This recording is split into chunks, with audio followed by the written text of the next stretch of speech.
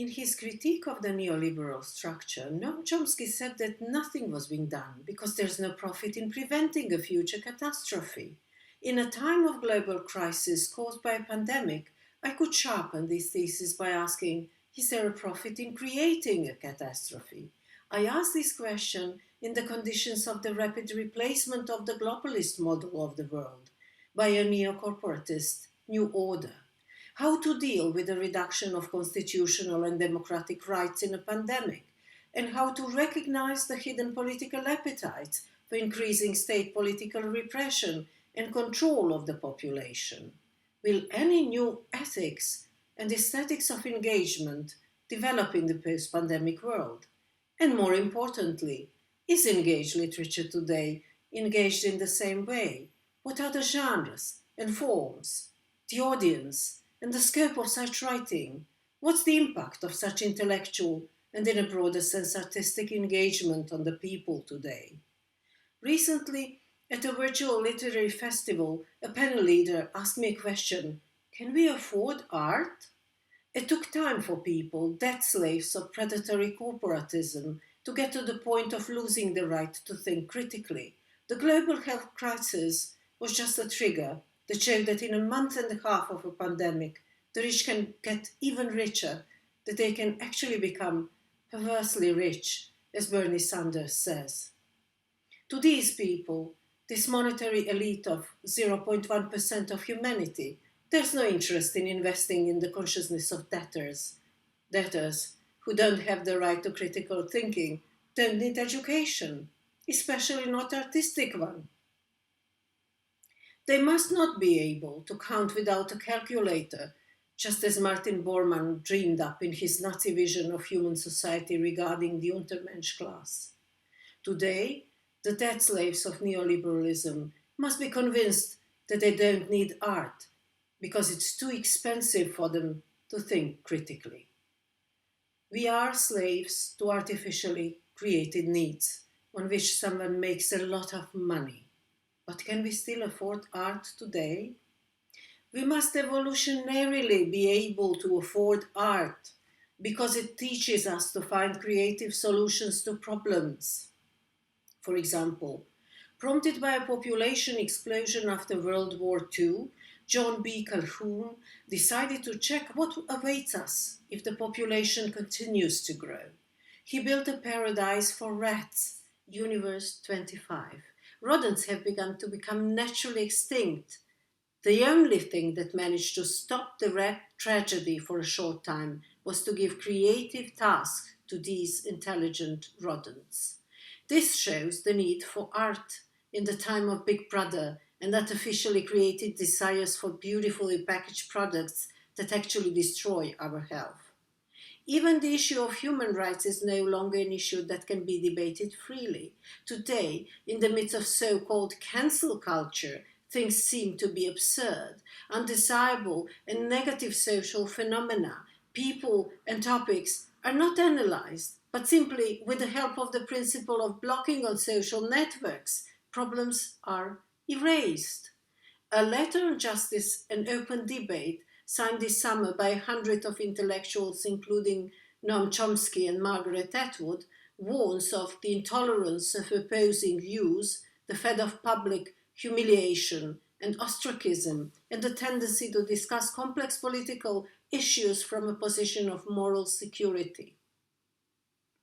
Cancel culture has evolved from the immaturity of people, from the brainless narcissism fueled by social networks in which an undesirable phenomenon is treated as an evil individual.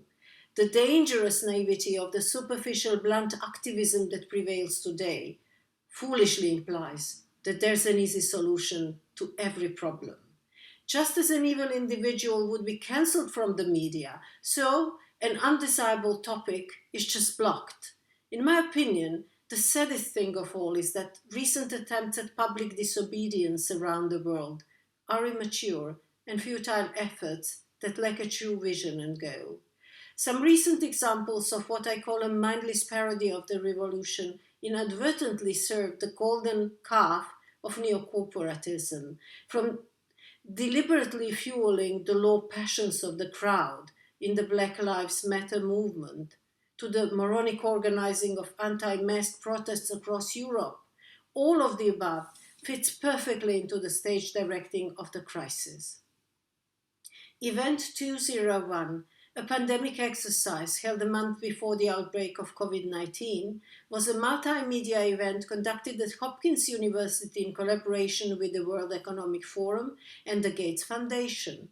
Simulations have existed before, but experts have added a new layer of realism by including this time not only government and NGOs, but also the private sector and corporate representatives. Participants were representatives of NBC Universal or pharmaceutical and cosmetic industry giants like Johnson & Johnson.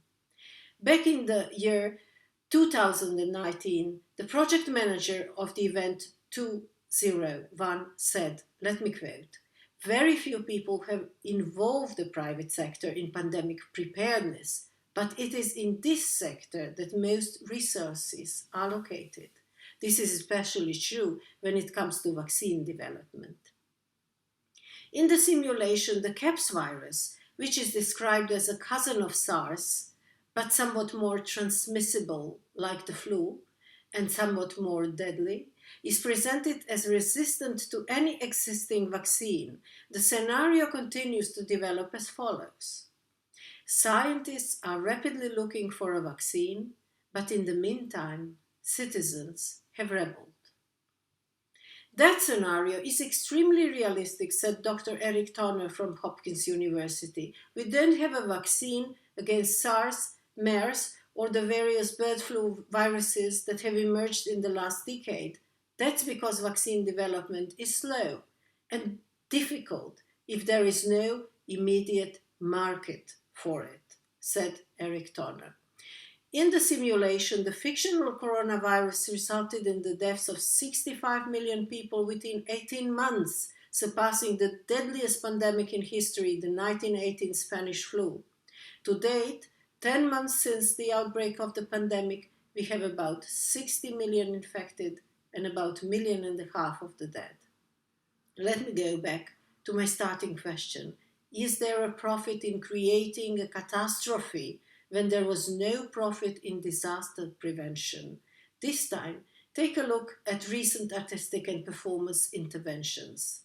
Aesthetics in the pandemic world is necessarily the ethics of a new kind of engagement that goes from a quarantine diary to a street protest, and its main topic is how to bring the world into the media space of the post-pandemic world and how to fight for freedom of speech.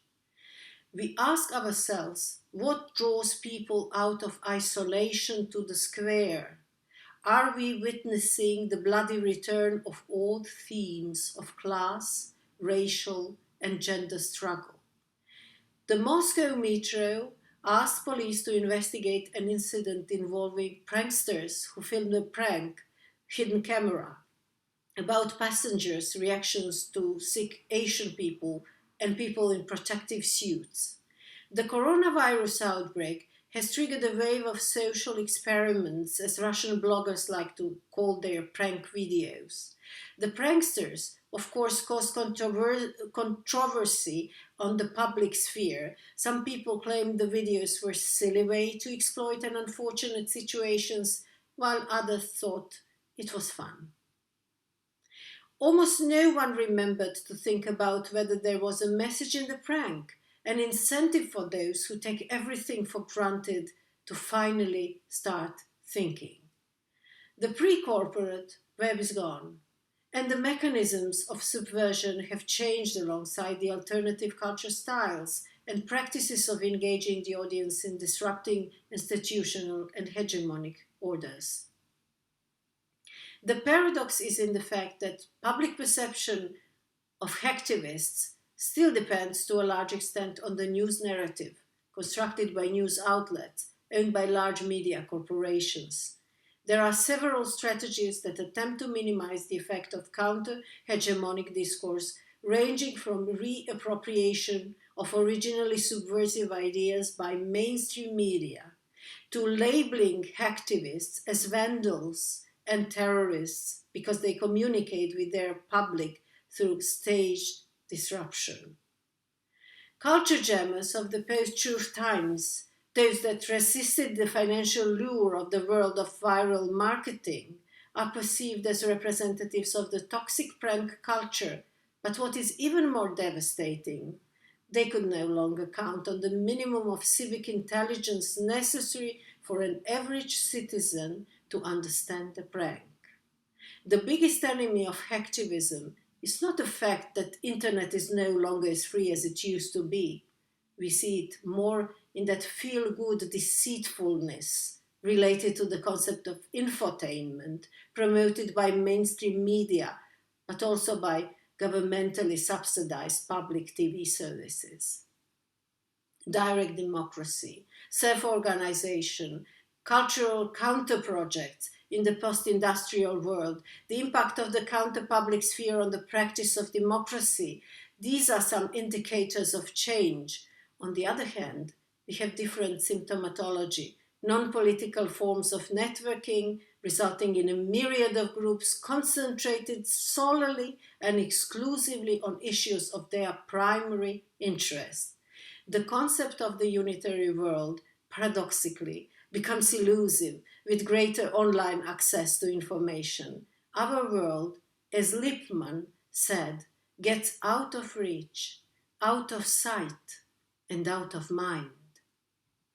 It is said that 3 times repeated lie becomes the truth. Then how come 100 times repeated inconvenient truth, by some miracle, never gets accepted as such in a society like ours?